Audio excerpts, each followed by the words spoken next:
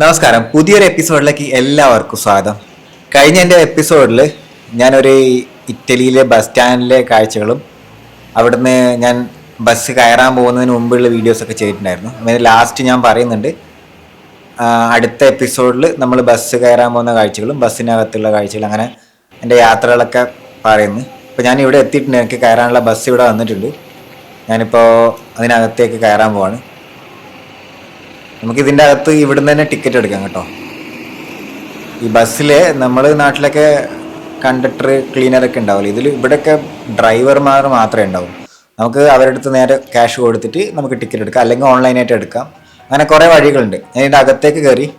ആൾക്കാരൊന്നുമില്ല. ഇത്രയും വലിയൊരു എന്താ പറയുക ടൗണൊക്കെ ആയിട്ട് വലിയ ആൾക്കാരൊന്നും കാണുന്നില്ല.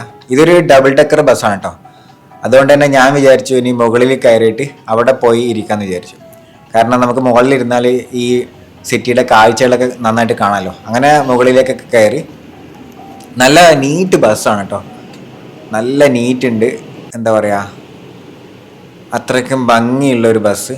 ഞാനപ്പോൾ അതിൻ്റെ അകത്ത് മുന്നോട്ടേക്ക് നടന്നു. ആൾക്കാരൊന്നുമില്ല. വലിയ അതിശയമാണ്. എന്താ പറയുക, ഇത്രയും വലിയൊരു നഗരമൊക്കെ ആയിട്ട് തീരെ ആൾക്കാരില്ല. നമ്മുടെ നാട്ടിൽ നമ്മൾ തിരുവനന്തപുരത്തോ അല്ലെങ്കിൽ കോഴിക്കോട്, കൊച്ചിയിലേക്ക് ഇങ്ങനെ ഒരു ബസ് കൊണ്ട് നിർത്തിക്കഴിഞ്ഞാൽ എത്ര പേരുണ്ടാവുമല്ലേ? അതാണ് ഞാൻ ആലോചിച്ചത്. പിന്നെ ഇവിടെ ഒരു വേസ്റ്റ് ബാസ്ക്കറ്റൊക്കെ വെച്ചിട്ടുണ്ട് കേട്ടോ. ആൾക്കാർക്ക് വേസ്റ്റൊക്കെ ഇടാൻ വേണ്ടിയിട്ട് എല്ലാ സൗകര്യങ്ങളും ഉണ്ട് ബസ്സിൽ. നല്ലൊരു ഗംഭീര ബസ്.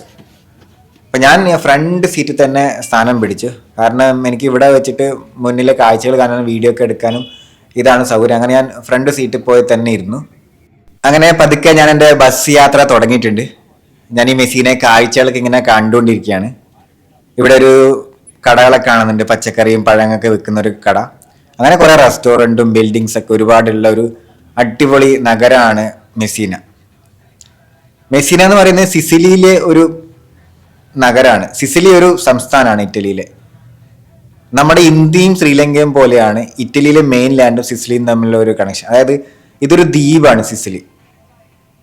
പക്ഷെ സിസിലി ഇറ്റലിയിലൊരു സംസ്ഥാനമാണ്, ശ്രീലങ്ക മറ്റൊരു രാജ്യമാണ്. അതാണ് വ്യത്യാസം. അപ്പോൾ ഈ സിസിലിയിൽ നിന്ന് ഇറ്റലിയിലെ മെയിൻ ലാൻഡിലേക്ക് പോകണമെങ്കിൽ മെസ്സിന എന്ന തുറമുഖത്തിലൂടെയാണ് എല്ലാ കണക്ഷൻസും. ഒരുപാട് യൂണിവേഴ്സിറ്റി ഉണ്ട് മെസ്സിലിന്. അതിൽ കാണുന്ന ഒരു പ്രധാനപ്പെട്ട ഒരു യൂണിവേഴ്സിറ്റി നമ്മളീ കാണുന്നത്. അപ്പം നമ്മൾ പറഞ്ഞു വന്നത് ഈ ദ്വീപിൽ നിന്ന് അടുത്തൊരു മെയിൻ ലാൻഡിലേക്ക് പോകാൻ വേണ്ടിയിട്ട് പ്രധാനപ്പെട്ട ഒരു എന്താ പറയുക നഗരം എന്ന് പറയുന്നത് മെസ്സിനാണ്. ഇപ്പം ഇവിടുന്ന് കപ്പലിലാണ് ട്രെയിൻ പോലും അടുത്ത മെയിൻ ലാൻഡിലേക്ക് കൊണ്ടുപോകുന്നത്. അതിൻ്റെ ഒരു വീഡിയോ ഒക്കെ ഞാൻ മുന്നേ ചെയ്യുന്നുണ്ട്. അതായത് ഇവിടുത്തെ ട്രെയിൻ എന്ന് പറയുന്നത് അത് കപ്പലിൽ കയറ്റിയിട്ട് അടുത്തൊരു ഇറ്റലിയിലെ മെയിൻ നഗരത്തിൽ കൊണ്ടുവിടും. അങ്ങനെയൊക്കെയാണ് യാത്ര. അപ്പോൾ ഒരുപാട് രസകരമായ യാത്രകൾ മെസ്സിനിലുണ്ട്. പിന്നെ മെസ്സിനൊക്കെ ഒരുപാട് ചരിത്രങ്ങളുണ്ട്. ഇതൊരു ഗ്രീക്ക് കോളനിയൊക്കെ ആയിരുന്നു മെസ്സിന. ഇതിൻ്റെ ഒരു ഷേപ്പ് എന്ന് പറഞ്ഞാൽ നമ്മൾ അരിവാളിൻ്റെ ഷേപ്പാണ്. അപ്പോൾ അതുകൊണ്ട് ഇതിനെ പണ്ട് മുതലുള്ള ആൾക്കാർ വിളിക്കുന്ന അരിവാൾ കോളനി എന്നൊക്കെയാണ്. അപ്പം കുറേ രസകരമായ കഥകളൊക്കെ ഉണ്ട് മെസ്സിനൊക്കെ.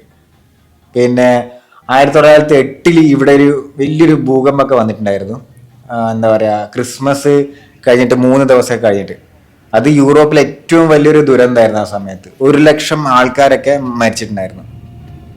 യാത്ര ഇങ്ങനെ തുടർന്നുകൊണ്ടേയിരിക്കുമ്പോൾ കുറേ തുരങ്കങ്ങളുണ്ടോ. ഇറ്റലിയിൽ നമുക്കിങ്ങനെ യാത്രയിൽ കുറേ തുരങ്കം കാണാൻ കഴിയും.